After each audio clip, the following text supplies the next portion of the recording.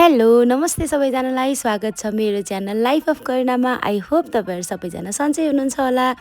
र आज मैले लिएर आएको छु पाकेको फर्सीको पिरो कोफ्ताको रेसिपी, जसको लागि मैले एउटा सानो टुक्रा पाकेको फर्सी लिएको छु। प्राय हामी सबैको घरमा यो फर्सी हुन्छ र हामीले यसलाई त्यति स्वादिलो मान्दैनौँ, त्यही भएर केही फरक तरिकाले बनाऊ भनेर यो रेसिपी लिएर आएको हो। यो पक्कै पनि ट्राई गर्नु होला, मिठो लाग्छ होला। र मैले फर्सी छिलेर त्यसलाई कोरेसम्म मजाले मसिनो गरी कोर्छु। यसै गरी सबै फर्सी कोरिसकेपछि मैले यसमा थोरै नुन राख्छु, किन भन्दाखेरि यसबाट पानी निकालेर फाल्यो भने पछि हामीलाई कोफ्ताको लागि पकौडा बनाउन सजिलो हुन्छ। अब यसलाई साइडमा राखेर यतापट्टि मैले कालो मासको दाल भिजाएर राखेको थिएँ। तपाईँहरूसँग घरमा बेसन छ भने बेसन युज गर्दा पनि हुन्छ। मसँग चाहिँ घरमा दाल भएको भएर मैले दाललाई नै प्रयोग गरेँ। अब मैले यसमा थोरै लसुन राख्छु, अलिकति आफ्नो स्वाद अनुसार कतिको पिरो मनपर्छ त्यही अनुसारले खुर्सानी राख्नु होला। मैले राखेर ग्राइन्ड गरेँ। अब यतापट्टि चाहिँ हाम्रो फर्सीबाट पानी निस्किसक्यो, जसलाई चाहिँ मैले पानी छुट्याएर फर्सी साइड लगाएँ।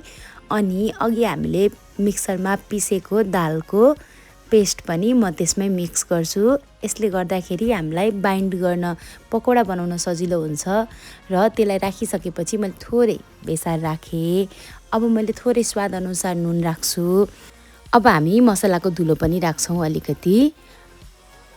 अब यसलाई मजाले मिक्स गर्नुहोस्। मिक्स गर्दाखेरि पेस्ट अलिकति गिलो फिल भयो भने त्यसमा थोरै मैले चाहिँ आटा मिक्स गरेँ। आटा मिक्स गरिसकेपछि चाहिँ हल्का हाम्रो पकौडामा क्रन्चीनेस आउँछ, त्यही भएर मैले आटा मिक्स गरेँ। तपाईँहरूले बेसनै मिक्स गर्दा पनि हुन्छ। र अब डल्लो बनाउन ठिक्क भयो। र अब जाउँ पकौडा बनाउनेतर्फ। अब पकौडा बनाउनलाई मैले कराईलाई तताएर त्यसमा तेल राखिसकेँ। अब तेल तातिसकेपछि अघि हामीले रेडी पारेर राखेको मसलालाई सानो सानो पकौडाको सेप दिएर सानो आँचमा फ्राई गर्नु होला। भित्रसम्म पाक्छ अनि क्रन्ची पनि हुन्छ।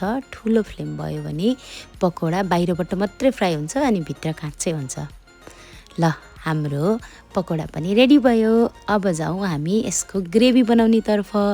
ग्रेभी बनाउनको लागि मैले अघि दाल पिस्दाखेरि युज गरेको जार युज गरेको छु। त्यसमा मैले 2वटा ठुलो पियाजलाई मसिनो गरी काटेर राख्छु। 4वटा टमाटरलाई पनि काटेर त्यसमै राख्छु। अनि 2वटा रातो खुर्सानी।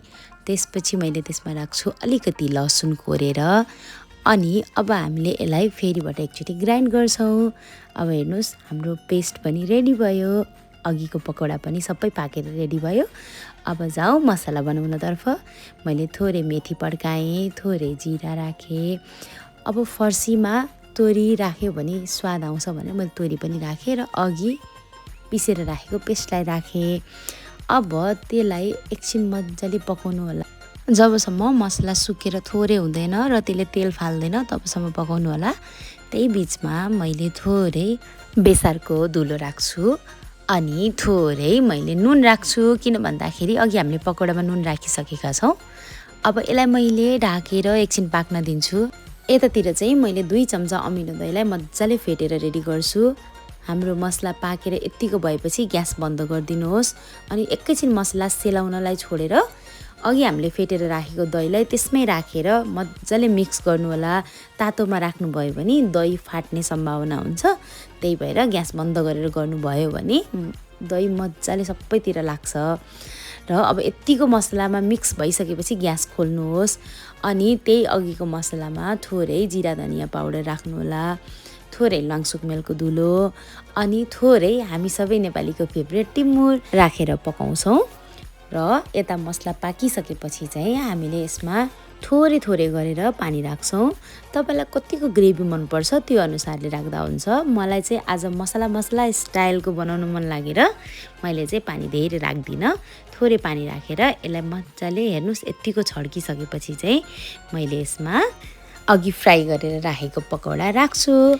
अब पकौडा राखिसकेपछि धेरै बेर पकाउनै पर्दैन। हाम्रो मसला पाकिसकेको भएर 2 मिनटमा हाम्रो कोफ्ता रेडी हुन्छ। र रेडी भइसकेपछि हाम्रो कोफ्ता यस्तो देखिन्छ। हेर्नुहोस् पाकेको फर्सीबाट पनि यति मिठो रेसिपी बन्छ भने किन ट्राई नगर्ने। मैले त ट्राई गरिसकेँ। तपाईँहरू पनि एकचोटि यो पक्कै पनि ट्राई गर्नु होला। र भिडियो मन परेमा लाइक, कमेन्ट, सेयर, सब्सक्राइब गरिदिनु होला। Thank you for watching my channel.